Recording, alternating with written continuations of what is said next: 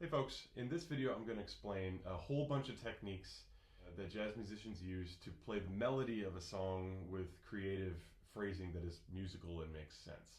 And I'm going to use the tune Summertime by George Gershwin as an example. You're going to hear 4 choruses of the song. The first chorus has absolutely no variation. It's the melody as it's written, it follows the lyrics, and that's always the first step to learning a song.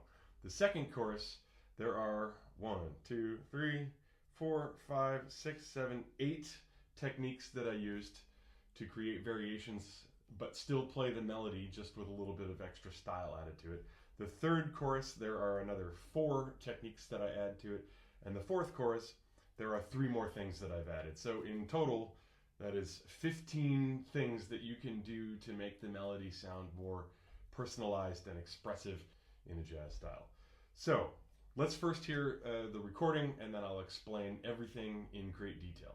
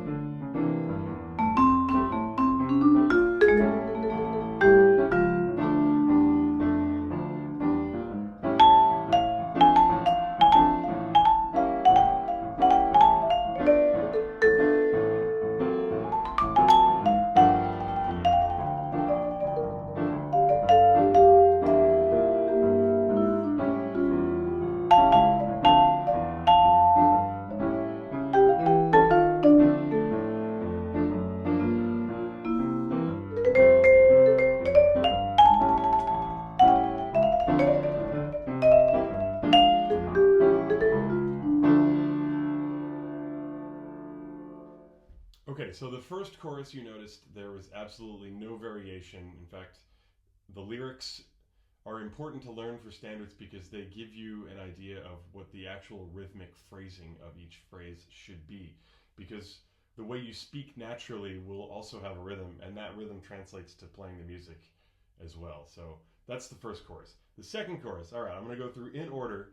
There's a couple of melodic techniques that I used, and the first one is what I just call, it's not a very fancy name, but using a grace note from the half step below the chord tone. So in this part, I used the melody like this, and I played a grace note here.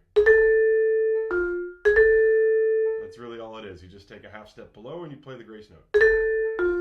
Now on the vibraphone, I tend to mute it with the mallet, so I'm holding that one down. I am pedaling on the note, but I'm dampening that grace note with my mallet. So it's kind of like that. Okay, then I used the second one. I used a grace note from the half step above, but my favorite place to use it in this particular song is on the G, because the grace note a half step above is an A flat, which is in the blues scale. So I think I used it right here. So I did it the other way around. So when I played the A, I did the grace note A flat. And when I played the G, I still used the grace note as an A flat. And again, I'm dampening that grace note with the mallet. So The third one I used is what I call an upper naper jazz triplet. So I took this part of the melody and I did this. That's two things actually. The upper neighbor jazz triplet, here's your upper neighbor tone on the F, and I went. And then when I went to this note on the melody, I used the grace note again, but then turned it into a roll. So that's two things. Another thing I used is, for lack of a better term, what I call a vibraphone slide. There was one melody in there when I went from E up to an A, and I just played every chromatic note as fast as possible between. So it's literally a chromatic scale, but it's meant to give the impression of a voice going, doing a glissando, basically. Okay, then I used blues scale fills. This melody lends itself to the blues scale, so you can add some, a few blues scale riffs without going too far away from the melody, and if it's tastefully done, it will sound nice.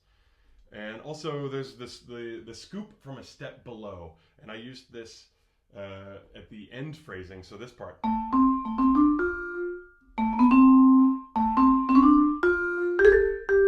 So slowly from here, that's a vibraphone slide, I guess. And then I went, and again there I'm dampening this note, because these two notes, when they ring, it's not so clashing, but the half step will clash if you let it ring. So I am pedaling there, but I'm dampening this one.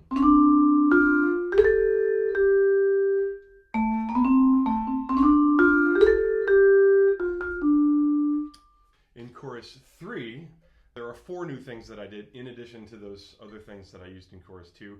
One of them is that I played the melody in octaves, right? But I also used a roll, and I used the half step grace note, but in octaves. And when you do it in octaves, it sounds like this. So you're going, it's kind of like a measured roll. It's almost like, 30-second notes or something. So I'm playing actually right, left, so.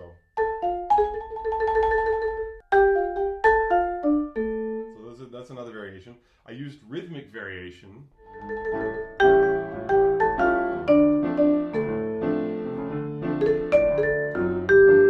And then I also added chord tones between the melody notes,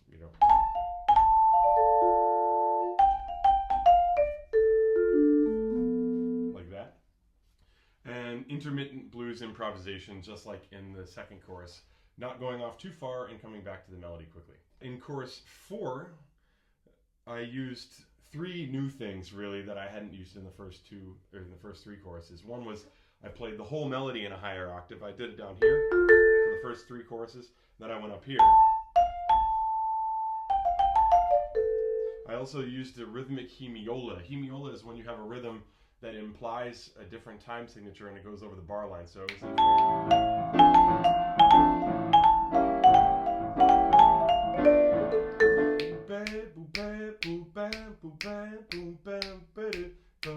and I also harmonized the melody either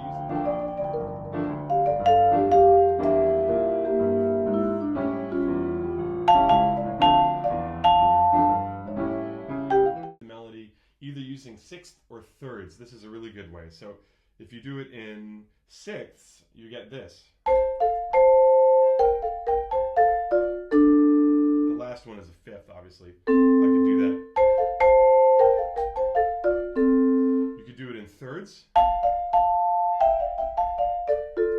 And at that point, I did it in thirds here.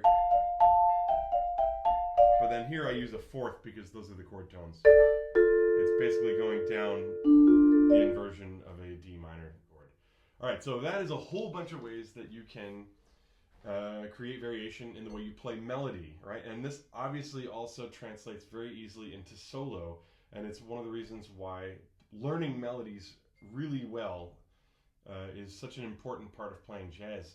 If you don't know the melody of the tune you're playing, it's very hard to convince people that your solo is that informed over the song. So it's very important to practice the melody. It's very important to think about how you want to phrase the melody, And here's 15 techniques for creating a personalized version of the melody of any song. Thank you for watching. If you like the video, please like, subscribe, share, all that good stuff. And please check out my website where I have lots of sheet music available, some of it for free, some of it for sale, and I appreciate the support. Thank you very much.